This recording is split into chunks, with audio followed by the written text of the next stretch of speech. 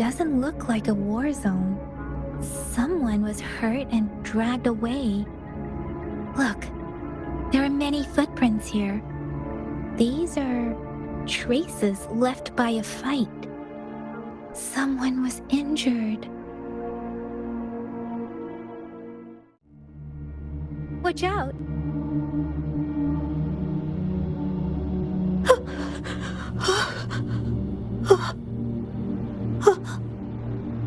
Something's not right.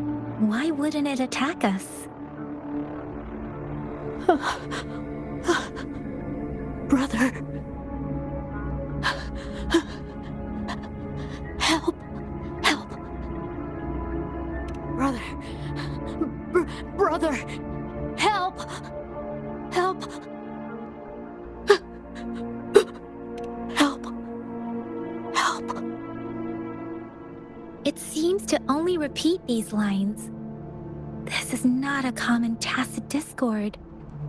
Tacit discords attack other living beings because they need to feed on those frequencies to make themselves whole again. When frequencies are scattered and recombined, a new tacit discord is born. This one probably devoured the frequencies of humans, turning the last bits of a human's consciousness into such monotonous mumbles. Are these words the last cries of someone innocent? Who is behind this twisted plot?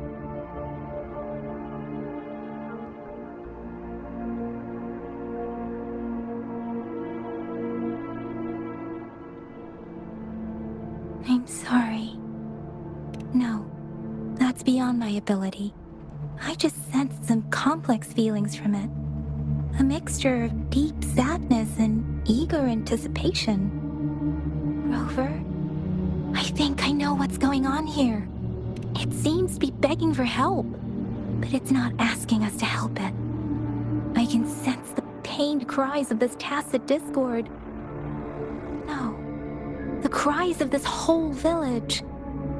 The village is crying, waiting for rescue. Something truly awful must have happened here, and the victims' reverberations still linger. Based on the evidence we've found and the condition of these ruins, that didn't happen all too long ago. I can still feel it in the streams. Perhaps the tacit field has kept this village from being discovered, or maybe someone has been intentionally concealing it. Anyway, there must be something we can do. We may find the victims nearby. I can feel someone connected to what happened here is still close. This place is dangerous. I'll inform Shuzia about what happened here. Can we continue our search before the official investigators arrive? Sorry, I know it doesn't sound very convincing. It's just a hunch of mine, and I don't have any evidence to back it up. Thank you, Rover. Please stay vigilant. As for the little one here, let's leave it be.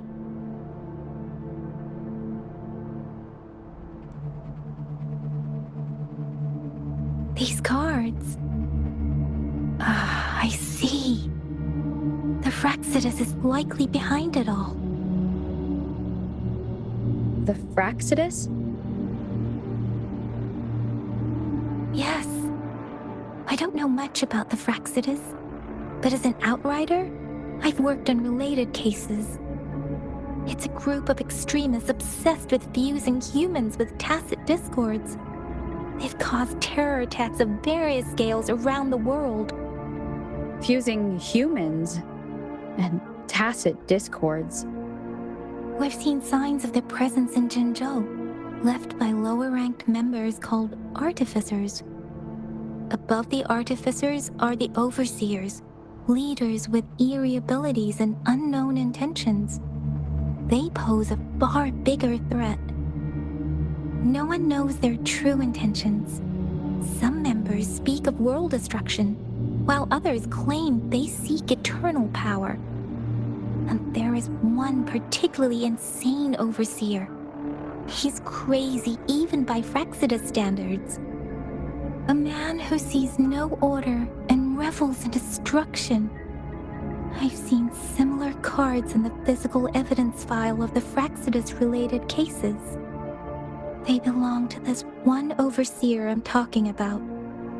They call him Scar.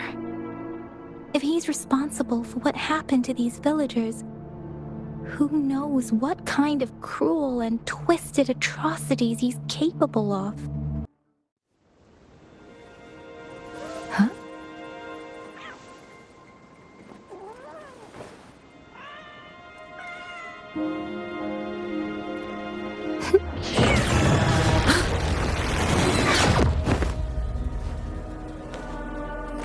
Guess you won't need my self-introduction. Oh, I spent so much time on it.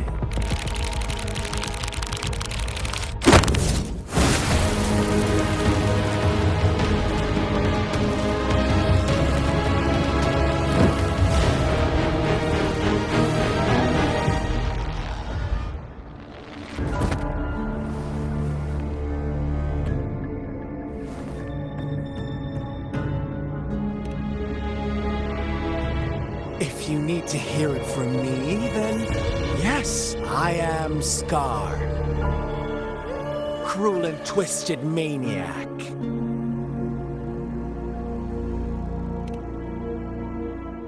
We deserve a meeting free of such disturbances, don't you agree? The girl, she's gonna sway your judgment. Don't worry. I don't plan to make you hate me just yet. She is safe now.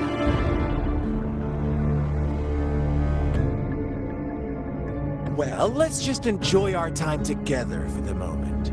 Forget about that irrelevant person, will you? I have a lot to share with you. To begin with, I heard you've lost your memories. So, it's true. That makes sense, given how fragile you were when you woke up, or I would have questioned the authenticity of those rumors. So you noticed. Oh, I am flattered. No need to be so on edge. By now, you should have realized I'm just one of the onlookers.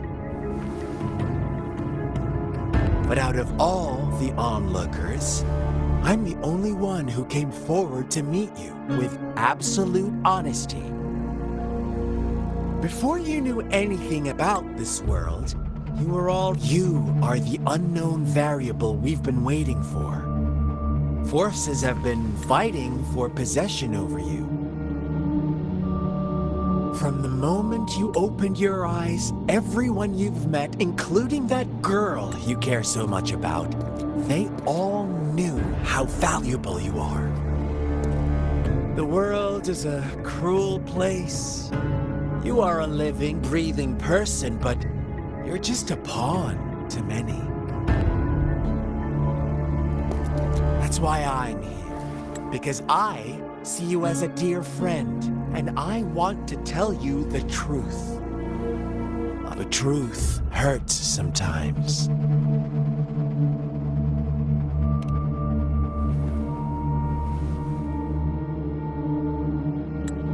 I know you are not one I can sway with simple words.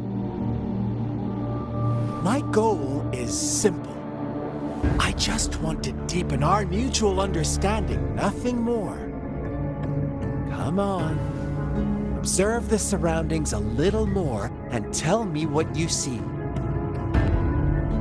As you learn more about this world, your true desires will surface, and our little game will become even more entertaining. And before that, I don't want anyone to disturb my precious alone time with you. That's all.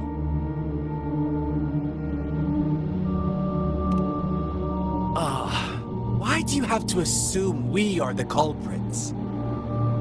maybe you should be asking me what actually happened here. I won't tell you everything just yet. That's too boring. As I said, why don't you take a look around and see for yourself? So go ahead. What do you see?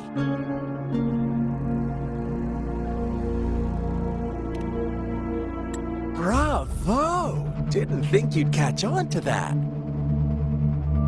Now, what is the conclusion you've drawn?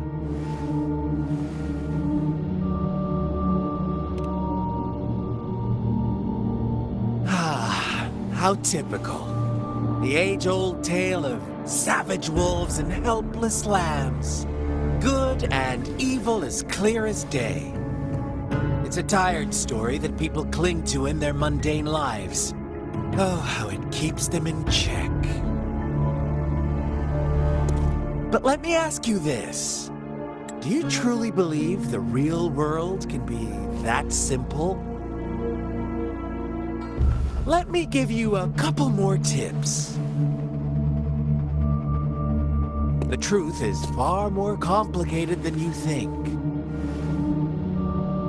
First, who are the players in our tale? An innocent girl, a revered leader, and a flock of simple villagers. Next, what makes up our main plot? False devotion, fleeting kindness, collective deceit, senseless killings, and the one vulnerable soul pushed onto a path of destruction by the masses. Now, Rover, the story is yours to spin. I'm eager to hear your version after you've learned more.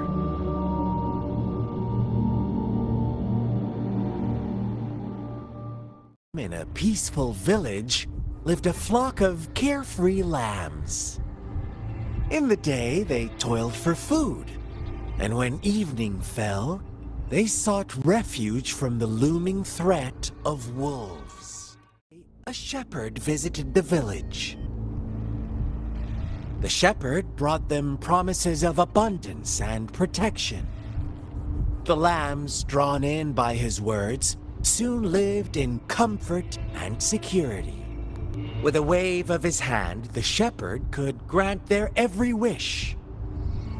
His flock obeyed, bowing their heads, pleading for better food and shelter.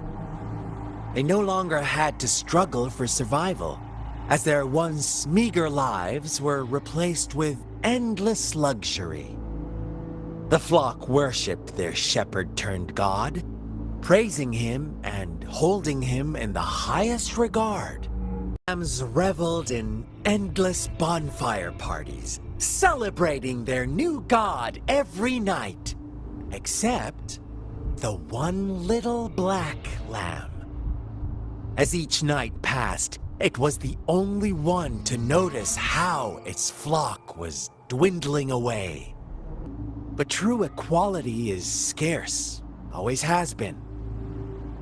The world was never a fair place. Wouldn't you agree? To receive equal retribution, one must give more and more and more. When every wish comes with a hefty price, people weigh their options carefully. But when they can make someone else bear the price, they all rush to make more wishes. They don't consider they too may one day pay for another's selfish desire. The shepherd openly blamed the black lamb for the flock's decline. On the next day, the white lambs welcomed the rising sun as usual, but the black lamb was nowhere to be found. The shepherd introduced an unspoken rule to this village, one that our black lamb violated by telling the truth. Suddenly, the once doting god stopped fulfilling wishes, because no more sacrifices were being made. After witnessing the Black Lamb's actions and hearing from their almighty shepherd, what do you suppose the White Lambs did? Ah, those oblivious lambs. Little did they know the most fearsome demon was right under their noses. Well done. You didn't let any details slip. Now, I wonder, what is your takeaway from this story? Answer me and I'll reveal the truth of what happened. Who was the real culprit behind the diminishing number of lambs? Indeed, the direct culprit was the shepherd. He held all the power, fulfilling wishes at a price. The lambs knew the risks, yet succumbed to temptation. Unfortunately, in the face of such temptation, they disregarded all the hidden risks, as disaster had yet to befall them. If they were given another chance, I believe they would still choose the same path. Inevitably, they accepted their fate and paid the price when their time came. Now, my second question. What price did the lambs pay for their wishes? Of course, as always, life was the most valuable thing they had to offer. Here's my final question. What happened to the Black Lamb? Don't rush, Rover. Take your time. What is the truth you've uncovered?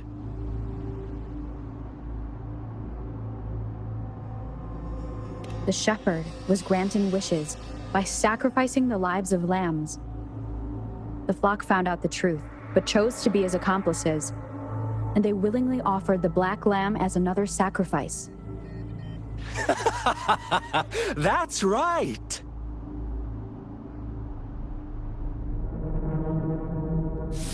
Little lambs cowered and huddled in their village, terrified of the relentless wolf packs. Until a shepherd arrived, bearing the gift of wishes and providing shelter and sustenance. Slowly, the shepherd gained control over the flock, and the lambs lived contented lives. But this is not the end of our story.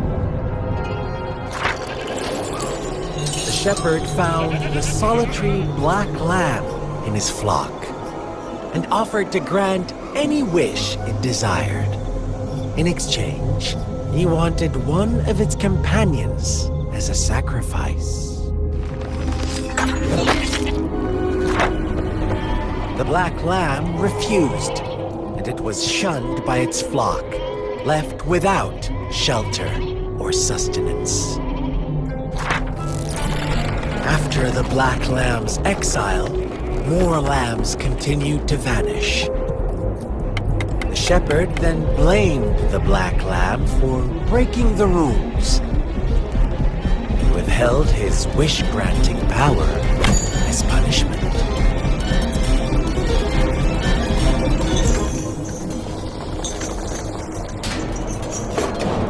From the very beginning, the lambs knew the risk of making wishes. They too could become sacrifices for those of others.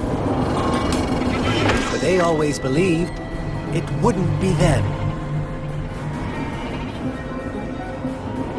Meanwhile, some lambs reasoned that since they had already risked being sacrificed for someone else's wish, it was then only fair to pass on that risk for a chance at fulfilling their own desires. So they continued to play the game. They all knew the consequences, but chose to remain silent. Fearful, yet greedy, they followed the shepherd's orders and made wishes again and again, until one day, a brave Black Lamb spoke up, shattering the flock's facade, their illusion of a peaceful and happy life.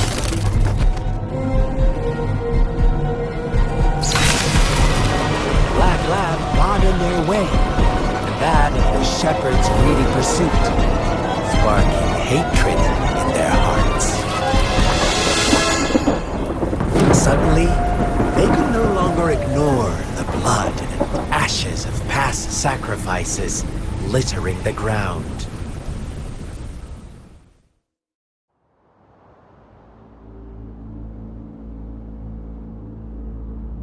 How do you like my story, Rover? What really happened here, I suppose you already have it figured out? The black lamb who rebelled against the rules, and the white lambs who succumbed to their greed. The innocent maiden sacrificed, and the villagers who turned on each other in a ruthless frenzy. They had it coming. All the shepherd had to do was execute the rebel. That's how he kept the flock in check and maintained the status quo. Fun answer, but no, not even close. I was never the shepherd, never will be. You and I, we are the black lamb, the one who breaks the rules. Interesting, Rover. I'm liking you more and more. Well then, let's see if this black lamb is going to end up like you say.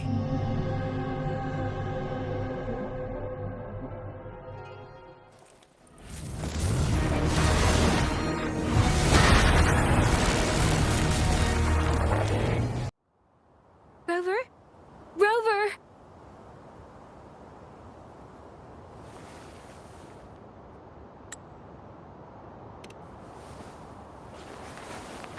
I shattered Scar's illusion. That should have injured him. Oh, should I thank you for showing me mercy? Stay away from her!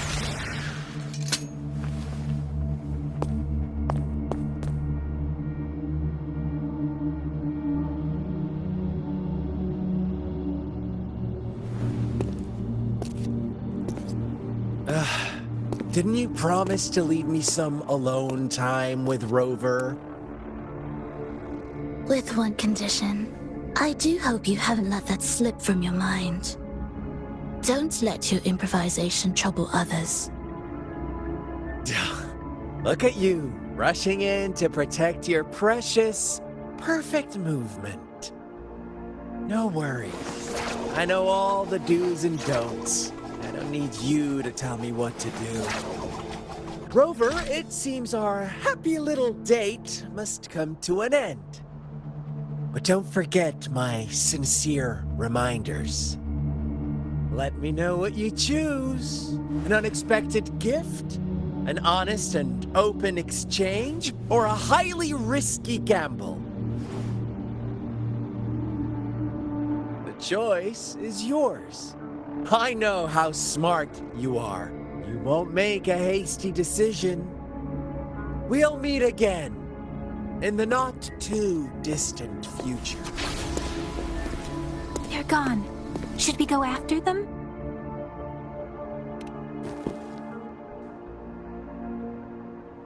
Scar's resonance abilities appear to involve teleportation and the manipulation of space. He trapped me in confinement, and I could only sense that it wasn't far from here. It took me some time to break that barrier. Sorry, Rover. If only I could have reached you sooner.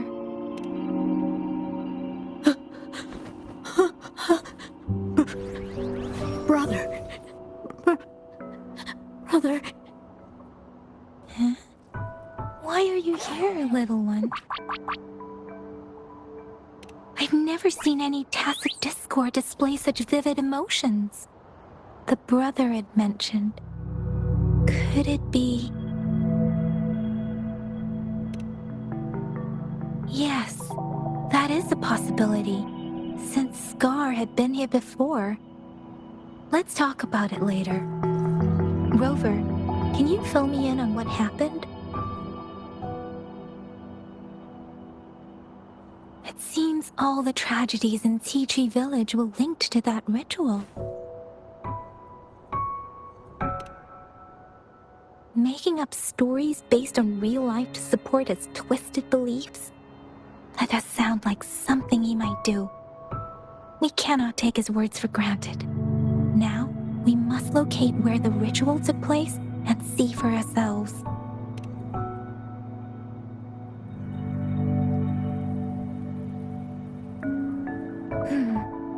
What's the matter? Two distinct frequencies of tacit discords. I see. I can feel it in the streams. Over there. Follow me. In the south.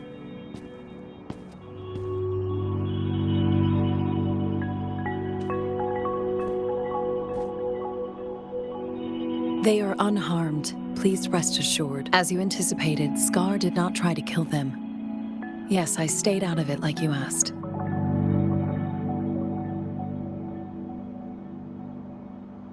Is everything all right on your end? Please be sure to stay safe, my lady. That girl just wanted to save her village. But those sacrifices didn't lead to redemption. I guess the tacit discord we saw stayed here to convey her last wishes.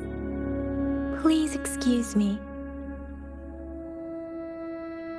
It's getting a bit too cold here. Can we head back now?